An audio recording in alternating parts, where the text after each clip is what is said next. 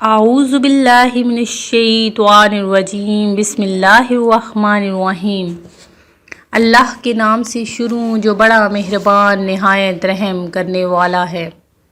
مون وظائف چینل کی جانب سے تمام ناظرین کو السلام علیکم ورحمۃ اللہ وبرکاتہ۔ میں اپنا چینل مون وظائف کی جانب سے آپ کی خدمت میں ایک نیا وظیفہ لے کر حاضر ہوئی ہوں۔ سب سے پہلے ہمارا چینل مون وظائف کو سبسکرائب کر لیں اور ساتھ ہی بیل آئیکن کا بٹن بھی پریس کر لیں تاکہ ہر نیا آنے والا وظیفہ سب سے پہلے آپ تک پہنچ جائے۔ ناظرین، آج کی اس ویڈیو میں ہم آپ کے لیے سورہ فاتحہ کا ایک خاص وظیفہ لے کر حاضر ہوئے ہیں۔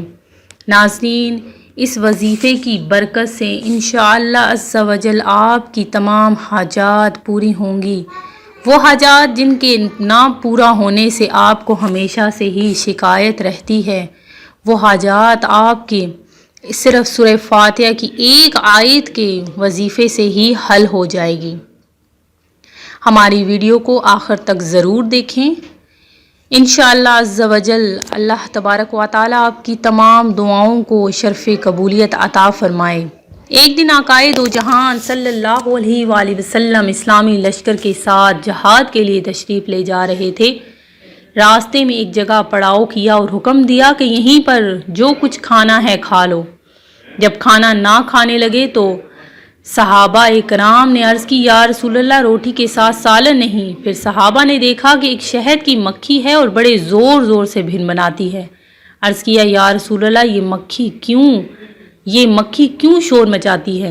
فرمایا، یہ کہہ رہی ہے کہ مکھیاں بے قرار ہیں اس وجہ سے کہ صحابہ کرام رضوان اللہ اجمعین کے پاس سالن نہیں، حالانکہ یہاں قریب ہی غار میں ہم نے شہد کا چھتا لگایا ہوا ہے، وہ کون لائے کیونکہ ہم تو اسے لا نہیں سکتی۔ پھر فرمایا، پیارے علی، اس مکھی کے پیچھے پیچھے جاؤ اور شہد لے آؤ۔ چنانچہ حضرت حیدر کرار نے ایک چوبی پیالہ پکڑ کر اس کے پیچھے ہو لیے۔ وہ مکھی آگے آگے اس غار میں پہنچ گئی اور آپ نے وہاں جا کر شہد صاف مصفہ نچوڑ لیا اور دربار رسالت میں حاضر ہو گئے۔ سرکار دو عالم صلی اللہ علیہ وآلہ وسلم نے وہ شہد تقسیم فرما دیا۔ جب صحابہ کرام رضوان اللہ اجمعین کھانا کھانے لگے تو مکھی پھر آ گئی اور پھر بنانا شروع کر دیا۔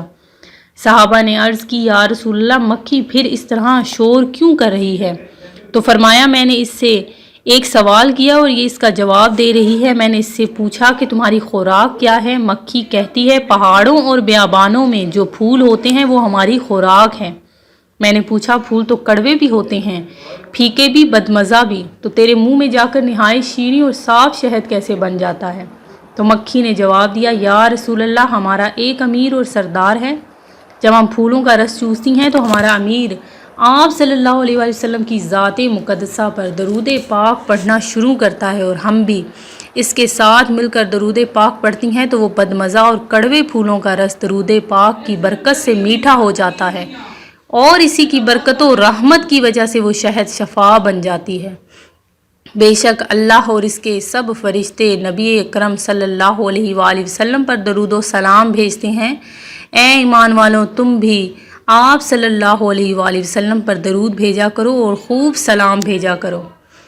ناظرین، نبی کریم علیہ الصلاۃ والسلام پر درود پاک پڑھنے کی بہت ہی زیادہ برکتیں اور فضیلتیں ہیں۔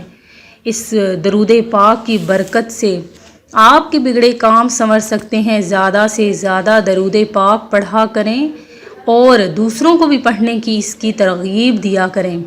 رسول اللہ صلی اللہ علیہ وآلہ وسلم کی ذات ہمارے لیے بہترین اسوہ حسنہ ہے۔ ناظرین، سورہ فاتحہ کی ایک آیت کا جو وظیفہ میں آپ کی خدمت میں لے کر حاضر ہوئی ہوں، وہ کس طریقے سے آپ نے پڑھنا ہے، ذرا وظیفے کو نوٹ کر لیجئے کہ اس سورہ فاتحہ کی ایک آیت ہے، ایاک نعبد و ایاک نستعین۔ اس ایک آیت کو آپ نے 100 بار پڑھنا ہے۔ اللہ تبارک و تعالی اس پر اپنا کرم اور اپنی عنایت فرمائے گا اور اس کی ہر حاجت کو پورا فرمائے گا اور اس کو اپنے رحمت کے سائے میں جگہ عطا فرمائے گا۔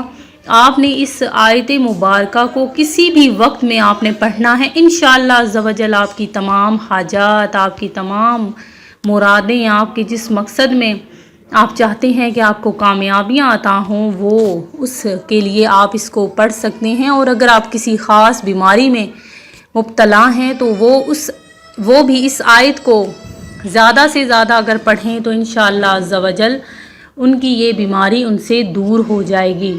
میں امید کرتی ہوں کہ ہمارا آج کا وظیفہ آپ کو پسند آیا ہوگا۔ اسی طرح سے مزید وظائف حاصل کرنے کے لیے ہمارا چینل مون وظائف کو دیکھتے رہیے۔ اپنا خیال رکھیے گا، دعاؤں میں یاد رکھیے گا۔ اللہ حافظ۔